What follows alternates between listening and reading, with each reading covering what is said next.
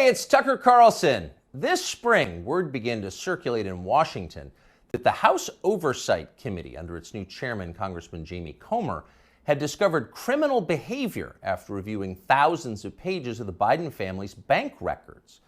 Now, publicly, to the extent they responded at all, the White House dismissed the investigation as, of course, politically motivated. In any case, irrelevant. Hunter Biden was an adult, so his business dealings had nothing at all to do with his father, in this case, the President of the United States.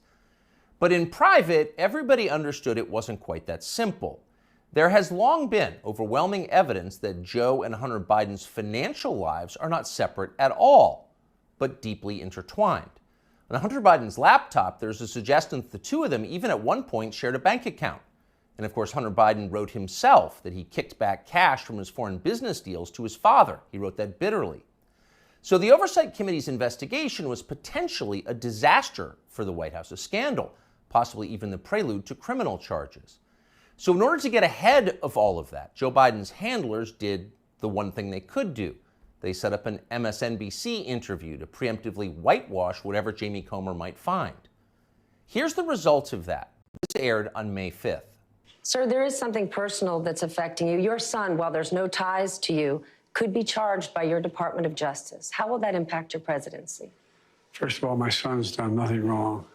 I trust him. I have faith in him. And it impacts my presidency by making me feel proud of him. Okay, time for the master class. For free, you can audit it. Here it goes. Sir, showing appropriate respect, says the shill, there is something personal that's affecting you. Note the wording. Personal, not of public concern, nothing law enforcement might be interested in, but personal, a sad family tragedy. That's the framing. And then this, a sentence choreographed to the letter. Your son, while there's no ties to you, could be charged by your Department of Justice. Got that? Well, there's no tie to you. So the answer is, in fact, in the question. Whatever Hunter Biden goes down for, and we know he is going to be charged because MSNBC said so, but when that happens, that's Hunter's problem. It's got nothing to do with Joe Biden. Rest easy, America.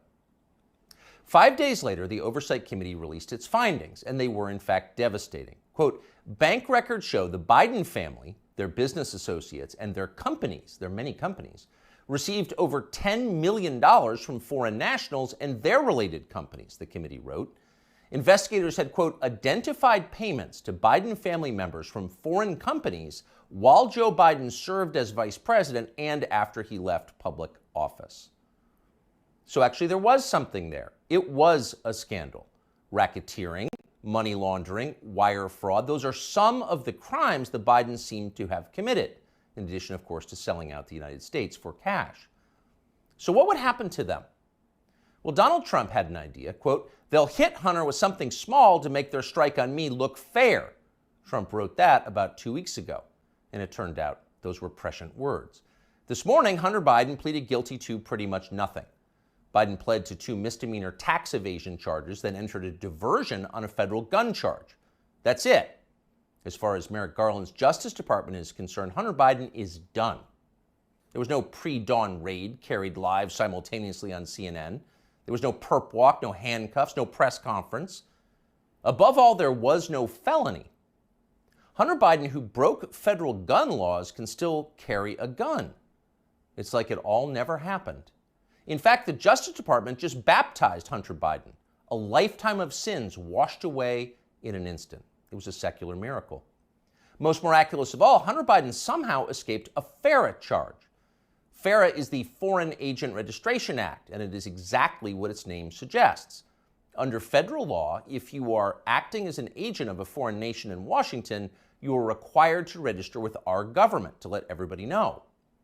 Well, for decades, pretty much nobody in Washington did register under FARA, and precisely no one was ever prosecuted for it. No one. But starting several years ago, the Justice Department began sending people to prison on FARA violations. The official explanation was, we're cracking down on foreign influence in Washington. And of course, privately, everyone in Washington laughed. They knew that was absurd. In fact, it's the opposite of the truth. Foreign powers have never had more power in Washington. Their agents are everywhere, in every federal agency and throughout business. down to and including in executive positions at various social media companies. The Biden administration knows all of this, and it's not a problem. In fact, it's their policy. From the administration's perspective, the concerns and the demands of, say, the Chinese government, or particularly the Ukrainian government, are far more important than the needs of American voters. We're cracking down on foreign influence. Please. The point, the only point of enforcing FARA, after decades of ignoring it, is to harass and imprison high-profile political opponents. Trump donor Elliot Broidy pled to a FARA violation a few years ago. So did Trump campaign manager, famously Paul Manafort. He went to prison. Last year, the DOJ went after Trump confidant Steve Wynn under FARA. But in the end, the Biden administration overreached so comically that the whole thing was thrown out by a judge. But they tried. So as long as they're trying, if it was a fair system, Hunter Biden would be first on the list of those next to be charged with a FARA violation. In fact, many of them. Hunter Biden was a foreign agent. He never registered as one. But for years, that's exactly what he was. He sold access to his father and other lawmakers to the Chinese and the Ukrainians and countries throughout the world. There's no debate about that. The FBI has known about it for years. For years, they've had possession of Hunter Biden's laptop. But they didn't charge him for it today. They never will. Why? Well, you know the answer. Hunter Biden has good genes. A more interesting question, though, which is another question the feds will never consider, is what does Hunter Biden do for a living now? This is a man with no obvious job and, of course, zero skills. He spent midlife smoking crack. Yet somehow he's managed to live pretty well despite rising inflation. He's been living in big houses in the costliest residential neighborhoods in the world. He's been paying his stripper baby mama $20 grand a month in child support. And he has retained a team of the most expensive lawyers in the country who spend quite a bit of time sending threatening letters to anyone who asks questions about how they're being paid. We can confirm that firsthand. So again, what does Hunter Biden do for work? That's a fair question, and tonight we have the answer. For years, Hunter Biden was an influence peddler. Now, Hunter Biden is a self-actualizer. He self-actualizes for a living. He gets in touch with himself, his feelings, and he follows his muse. Here he is explaining his new vocation in a 2019 ABC News interview. This is new. It's Yeah. your studio. Yeah. But now he's opening the doors to a place never captured by a paparazzi's lens, his refuge, an art studio where he finds solace in painting. What's the goal eventually? No goal. That's the perfect part about it. It's just, it literally keeps me sane. His refuge, far from the paparazzi's lens. In other words, we're not the paparazzi, we're ABC News. What's the goal of this? Your refuge. There's no goal, he says, grinning with those fake teeth. It just keeps me sane. But actually, there was a goal. And if you didn't know what a virtuous person Hunter Biden was, you might think it looked a lot like money laundering. 2 years after that interview, Hunter Biden was selling prints of his art. And to be clear, just the prints, not the, quote, art itself, but effectively photocopies of it for $75,000 a pop. Apparently, Hunter Biden moved 5 of these repros in just days. That's $375,000 in less than a week for signing copies of your fake art. As for the paintings themselves, childish self-indulgent blots, those sold for $500,000 apiece. So the question is, who bought them and why? It'd be interesting to know. There's a story there for sure, but of course we have no right to know. There's no public policy implication. It's not like Hunter Biden's finances have anything to do with his father's finances.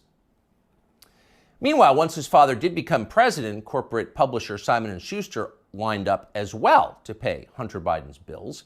According to news reports, Simon & Schuster gave Hunter Biden millions of dollars for his highly selective account of his wholly unaccomplished life. And then the publisher lined up brainless celebrity endorsers like Dave Eggers and Stephen King to promote it. King, who apparently will say anything if it helps the party, called Hunter Biden's silly manuscript a, quote, harrowing and compulsively readable memoir. And then Stephen King described Hunter Biden himself as beautiful. Needless to say, the book sold miserably, but Hunter Biden got to keep the millions, and that was the point. And so on. This kind of thing apparently happened a lot. Again, there seems to be a story here, and we think it's probably worth learning a lot more about it and bringing it to you. In the coming weeks, we will. In the meantime, though, the question is, what can we learn from Hunter Biden's plea deal today? First off, the obvious. For the children of the people in charge, there are no penalties. There are only upsides. They're princelings. They can do what they want. You are not. Therefore, you can't. So don't get any ideas about cheating on your taxes or violating federal gun laws unless you want to celebrate next year's Father's Day through the glass in the visitor's room. The rules definitely apply to you, including rules you don't yet know exist. But there is also a deeper lesson here, a more disturbing one. What we're watching through Hunter Biden's life and through the Biden administration, now entering its third year, is the total inversion of virtue. What was once considered admirable is now derided as stupid, if not racist. That would include achievement, intelligence, honesty, self-control, humility. Those are features of the old America. Those were yesterday's virtues. They are gone. In their place, all that we once considered contemptible and repulsive, we're told to worship that now. Here's a small example, but we think a revealing one. In addition to his many other sins, Joe Biden has hired what has to be the single dumbest, nastiest, most dishonest, most ridiculous person he could possibly find for the very public position of White House press secretary. There's a point to it, of course. It was a humiliation exercise. It was designed to degrade the country and dispirit the rest of us. That's the White House press secretary? Shut up! But here's the thing. The White House press secretary herself has no idea why she's in the job. She thinks she's amazing. Here she is in a clip we just saw. A year in this role, there's been a couple of things that has made me incredibly proud. Many things that made me incredibly proud to be at that podium during this historic moment. Again, this is a historic administration. I'm a historic figure, and I certainly walk in history every day. I'm a historic figure? Imagine saying that. I'm a historic figure, but she does. And she says it in a burst of sincere self-congratulation, marked by her signature bad grammar. Illiterate, but proud. Of course she's proud. Karine Jean-Pierre is now a historic figure, just like Hunter Biden is now an important artist. It makes you feel stupid for going to work. People say the news is full of lies. Kennedy's motorcade. 239 people. Death of Jeffrey Epstein.